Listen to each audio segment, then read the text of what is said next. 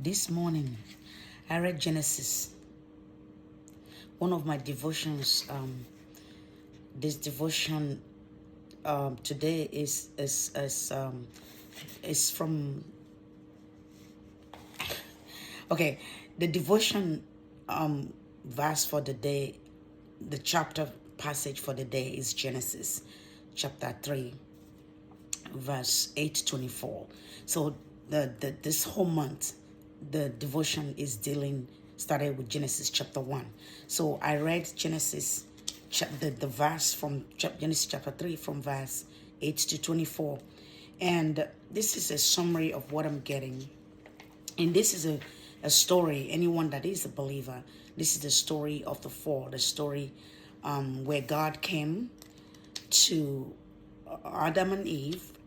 They have eaten the forbidden fruit, and then God came. So from verse 8, right? God came, and the Bible said, here I'm reading the Passion Translation, God manifests in the garden. Then Adam and his wife heard the sound of Yahweh God passing through the garden in the breeze of the day. So they hid among the trees, concealing themselves from the face of Yahweh God. Then Yahweh God called Adam's name and asked, "Where are you?" Adam answered, "I heard your powerful presence moving in the garden, and I was afraid because I was naked, so I hid." "Who told you that you were naked?" God said. "Did you eat the fruit of the tree that I commanded you not to eat?" Adam pointed to the woman and said, "The woman you placed alongside me, she gave me fruit from the tree, and I ate." So Yahweh God said to the woman, "What have you done?" The woman pointed to the snake and said, "The shining snake tricked me, and I ate." I'm going to stop here. That's verse 13. I call this the blame game. Many times we as humans have made choices and we pointed to God. And that's what I was getting when I don't know about you. Maybe you are really, really, really good. You've never felt like God disappointed you. You are like almost perfect. I'm not. I have felt times that God disappointed me. That was a feeling, but that's not the truth. God never disappoints anybody. God is a God of principle.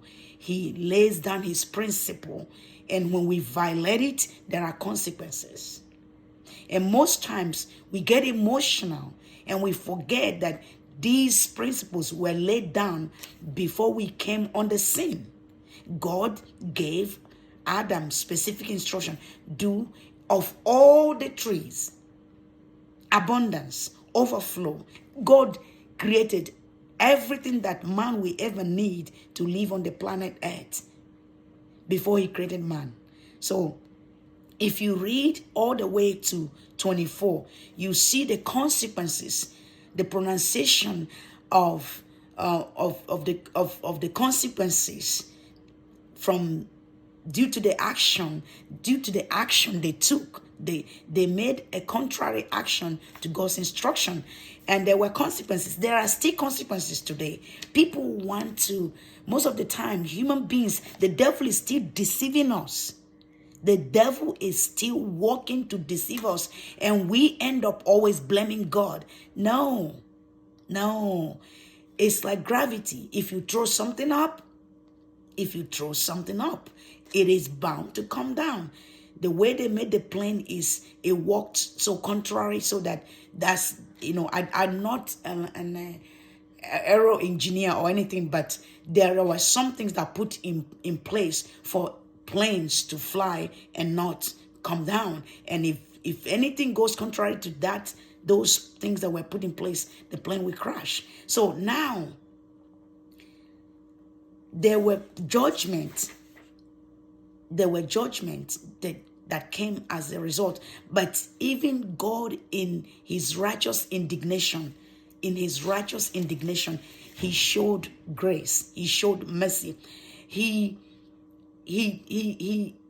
protected the human race by not letting Adam and Eve have access to the tree of life in their state, because if they have access the tree of life in their fallen state, then our case will be hopeless. Like the case of Satan. Satan's case is hopeless. Satan cannot be redeemed. He's irredeemable. So he is angry and jealous and envious of you, human being born of a woman. Yes, no matter how you serve Satan, no matter how you side him, he can never love you. He's a user. So as the new year has started, take a stock. In what way I'm taking a stock? In what way am I aiding Satan? In what way am I giving him wings to fly in my life? In what way am I anchoring him and working with him intentionally, unintentionally? Because that's what the devil does. He comes to question God's integrity. He wants you to question God's integrity. He wants you to feel as if God doesn't love you. The ultimate love test of God to us, to human, is Jesus went on the cross. So this Genesis chapter 8 is that blame game. Every one of us, they have that tendency to blame God, to say, God, is your fault.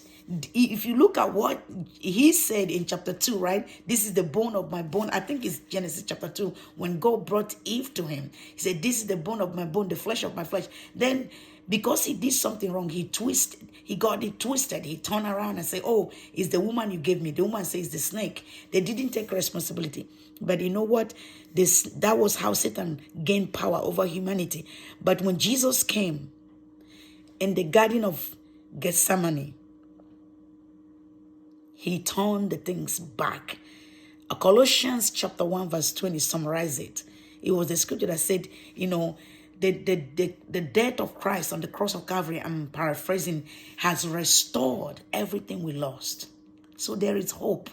God in this chapter gave a temporary measure and promised Satan in 3:15 specifically, Genesis chapter 3:15, that the son of the seed of the woman will bruise the head of Satan.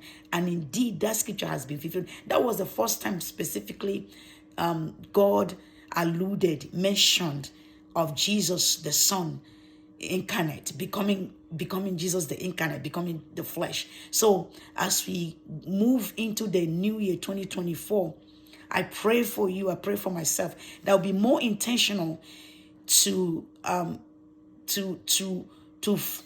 look into ways and disarm Satan, those cunning, crafty ways that he uses to come into our life to make us blame God, to feel like God doesn't love us, when he is the one actually behind the scene, manipulating other people, manipulating things, working contrary to God's will for our lives. So nobody can blame God. No, people say, oh, why this? The result of that we see, the negative result we see in life, is a result of choices that humans are making, you and I. So I pray for you, I pray for myself, that God, as he's gracious as he still is, and he has made a way for us, that way is his son, Jesus Christ, that we will embrace Jesus, the truth, and not try to devise things. When we fall, right, we should rise up. You see, the devil is still the one that come and say you call yourself a Christian. Look at what you did. Look at what you done. Or this is religious people. Don't mind them. God is not a religious God. If you look at the life of Jesus in his time on earth, he didn't go eye to eye with the religious leaders because they were doing religion. Jesus is not a religious man. Jesus is God that came to man to save man. Jesus desire relationship with you. Jesus is God. God the Father, the Son, and the Spirit desire relationship with humanity. Jesus didn't die for us to be religious. No. So every time I meet people and I talk to them about Jesus and they're like, oh, I'm not a religious. I say, me too, I'm not a religious person. Jesus didn't come to earth to show us religion. No, it's human being that start infiltrating the relationship with religion and with the head of the devil. No, there is nothing religious about Jesus. Jesus is a king and he rules the kingdom, and he has, sons and daughters where In the spirit, there is no gender. So we are sons of the kingdom, ambassadors of Christ. If you have given your life to Jesus, if you haven't, I'm inviting you today. It's a new day. It's a new beginning. It's a new year. Why don't you give Jesus a try? Give him a try. Until next time, stay tuned and go explore Jesus. Again, sometimes you will be like, oh, what is she talking about?